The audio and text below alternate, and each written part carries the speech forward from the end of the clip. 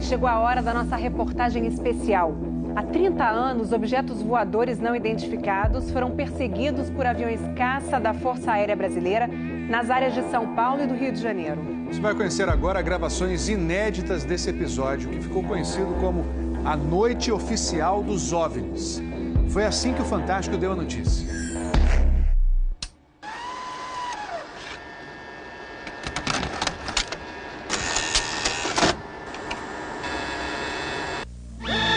Esta semana, altas autoridades militares do Brasil admitiram publicamente pela primeira vez ter visto objetos voadores não identificados, os OVNIs.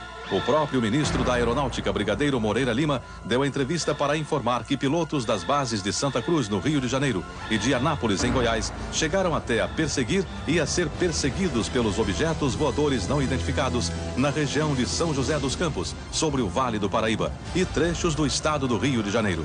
Eram 21 OVNIs, segundo os militares, que ficaram mais de 3 horas sobrevoando o território brasileiro na noite de segunda e madrugada de terça-feira. Toda vez que é detectado algum objeto não identificado, evidentemente há um processo bastante eficiente de verificar se foi alguma aeronave que está voando sem um plano de voo aprovado, etc. Mas quando se comprova que é algo diferente, as aeronaves então são acionadas. O que ocorreu foi que os radares detectaram vários objetos não identificados. Veja agora, minuto a minuto, o que aconteceu naquele 19 de maio. Às 8h30 da noite, um ponto luminoso é avistado pelo controlador de tráfego aéreo na torre do aeroporto de São José dos Campos, São Paulo. Um avião Xingu da Embraer se aproxima para pouso e o controlador pergunta ao comandante: "Você está vendo o ponto luminoso?" O Xingu confirma o avistamento, muda a rota e tenta se aproximar do OVNI. Quem estava no comando do avião era o coronel Osiris Silva, que voltava de Brasília depois de tomar posse como presidente da Petrobras. Eu vi um objeto luminoso no espaço, parecia um astro normal. Eu voei na direção dele e após 5, 6 minutos de voo, fiquei com a impressão de que ele começou a esmaecer, a perder a intensidade e o brilho. 9h14 da noite. O controle de radar de São Paulo registra sinais sem identificação. 9h20. O controle aéreo em Brasília confirma a presença de objetos voadores não identificados. 10h23. O primeiro jato F-5 decola da base aérea de Santa Cruz, no Rio de Janeiro. Ele carrega armamento de guerra pronto para ser acionado. 10h45. O radar da base aérea de Anápolis, em Goiás, detecta sinais no radar. Um Mirage também armado decola em busca dos OVNIs. 11h15 da noite. O piloto do primeiro F-5 a entrar em ação avista um ponto luminoso e começa a perseguir o objeto voador não identificado. Nosso objetivo justamente era esse, se aproximar e identificar. Nós não conseguimos nem nos aproximar, muito menos identificar. 11h17. Mais um Mirage decola da base de Anápolis para perseguir os objetos. 11h20. O caça F-5 recebe pela primeira vez um sinal no radar de bordo confirmando a presença do objeto não identificado à sua frente. 11h36. O terceiro Mirage sai da base de Anápolis, mas não consegue contato visual com os OVNIs. Naquela noite, 5 jatos da Força Aérea foram acionados e retornaram sem conseguir se aproximar dos objetos. Os radares do Sindacta em Brasília registraram um total de 21 sinais desconhecidos no céu do Brasil. O grande personagem dessa história foi o controlador de voo que estava na torre de São José dos Campos. O sargento Sérgio Mota da Silva, que aparece nessa foto tirada na Torre de São José poucos dias depois do incidente, foi quem deu o primeiro alerta sobre OVNIs. 30 anos depois, Sérgio, que hoje é controlador de voo civil, deu a primeira entrevista para uma TV. Ele preferiu não mostrar o rosto. Tem alguma coisa aqui no setor noroeste de São José? Um farolzinho por lá? Eu estou olhando bem, o bicho está parado. Não sobe nem desce, nem vai para a esquerda nem para a direita. Está paradinho lá. Estou olhando, não é estrela não. É um farol. A olho nu parecia um avião. Quando coloquei no binóculo para observar, é que eu vi que ele era extremamente cintilante, multicolorido. Tinha vermelho, azul, branco, lilás, um monte de cores, com uma certa predominância do laranja, mas ele era muito bonito. O controlador pediu ao avião Xingu para tentar avistar o objeto. Eu expliquei a ele onde estava o objeto, pedi a ele que se ele tivesse avistamento, ele me informasse. Permanece com ele à vista? Assim, vamos a ponta vista. Esse bem visível, poderia descrevê-lo? É uma estrela grande. Estrela grande e bem vermelha. Entendido, grande e bem vermelha. Controle de São Paulo será alertado. O controlador em São José dos Campos avisa ao controle São Paulo que o Xingu está perseguindo o OVNI. Positivo. Ele está perseguindo o troço. Está perseguindo o troço? Tá indo atrás. Sério, tá indo. Controle. Tá vendo? Próximo de São Paulo, já da região do radar, esse objeto simplesmente desapareceu do radar. O Xingu também perdeu contato visual com ele. O avião Xingu abandonou a perseguição e pousou em São José dos Campos. Pouco depois, o controlador da Torre de São José alertou o controle São Paulo. Outros OVNIs estavam aparecendo no céu. Estou vendo 3 agora. São 3 luzes. Mas parecem estrelas. Mas o radar não pega estrelas. O que é isso? Você observa alguma mudança de cor, alguma coisa? Hoje inteiro. Aí movimento, né?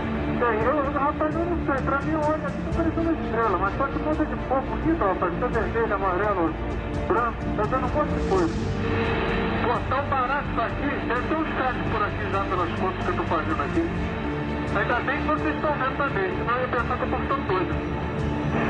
Pô, rapaz, tô arrepiado, meu irmão. Só 2 pontos brancos afastados mais baixos. Estão entrando no alinhamento da pista, além da cidade. Tem 2 altos aqui no alinhamento da pista e tem mais uns 2 ou 3 embaixo, do outro baixo agora. Continuam se movimentando. Coisa linda, meu irmão. Pô, tá ficando bom esse negócio, viu? Tá ficando bom. O controlador Sérgio Mota da Silva faz uma revelação surpreendente. Ele tentou fazer contato com os OVNIs usando as luzes de balizamento da pista de pouso. Se eu aumentava o brilho do balizamento das luzes do balizamento, aliás, eles se afastavam. E se eu diminuía a intensidade das luzes do balizamento, eles se aproximavam. Pareciam responder de modo inteligente aos sinais que eu fazia com as luzes da pista de pouso e decolagem. O controlador Sérgio fala com o controle aéreo em Brasília. Fala, Brasília. Brasília? Boa noite, bem-vindo ao Festival dos Discos Voadores. É uma loucura isso aqui, cara. Pô, os que eu pude ver mudavam de cor o tempo todo. Vermelho, amarelo, azul, lilás, aquele festival de cores. As ocorrências terminaram já perto do nascer do dia, lá pelas 4 e pouco, 5 horas da manhã. Os últimos objetos foram vistos. Como é que tá a situação aí? Pô, rapaz, isso aqui foi um festival. E agora, como é que tá? Agora não sei o que ver mais não. Você não informa nada. Positivo. Mas você não viu nada, não sabe nada. Positivo. O Fantástico também teve acesso às gravações das conversas entre os pilotos e a defesa aérea. Um desses pilotos era o capitão Armindo de Souza Viriato. Veja agora como foi que ele perseguiu um OVNI com armamento pronto para ser usado. Eu tenho contato. Confirma? Estou em contato. Prossiga nesse contato, caçador. 7. Caçador passando a Rojão. 7. Caçador passando a Rojão. No código dos pilotos, isso quer dizer que o caçador, o avião caça, entrou na situação Rojão. O míssil está pronto para disparar. Prossiga nesse contato. Bom, tem Judite agora. 7. Judite significa que o alvo está no radar. Ou seja, o piloto pode atirar se for autorizado pela defesa aérea. Mas neste momento, o alvo se afasta em alta velocidade. Está aumentando. Aumentando a distância, confirma. Afirmativo. A distância está aumentando de novo aqui. 7. Aumentando rápido, né? Comportamento muito estranho, ok? O capitão Viriato falou sobre a incrível velocidade dos OVNIs numa entrevista ao Fantástico. Essa aceleração, o radar de Brasília chegou a pegar na época de defesa aérea, deu aproximadamente Mach 15. Isso aí daria em torno de 15 mil km por hora. 15.000 quilômetros por hora é uma velocidade muito acima dos jatos mais rápidos do mundo, que chegam no máximo a 4.000 quilômetros por hora. Um documento confidencial do Comando de Defesa Aérea de junho de 1986 concluiu: os objetos produziram ecos nos radares do sistema de defesa e também nos jatos que perseguiram os OVNIs. Houve contato visual dos pilotos. Os objetos atingiram velocidades supersônicas e mostraram capacidade de acelerar e desacelerar de modo brusco. E a principal conclusão do relatório: os fenômenos são sólidos e refletem inteligência, pela capacidade de acompanhar e manter distância dos observadores, como também voar informação. Não foi possível identificar a origem dos objetos.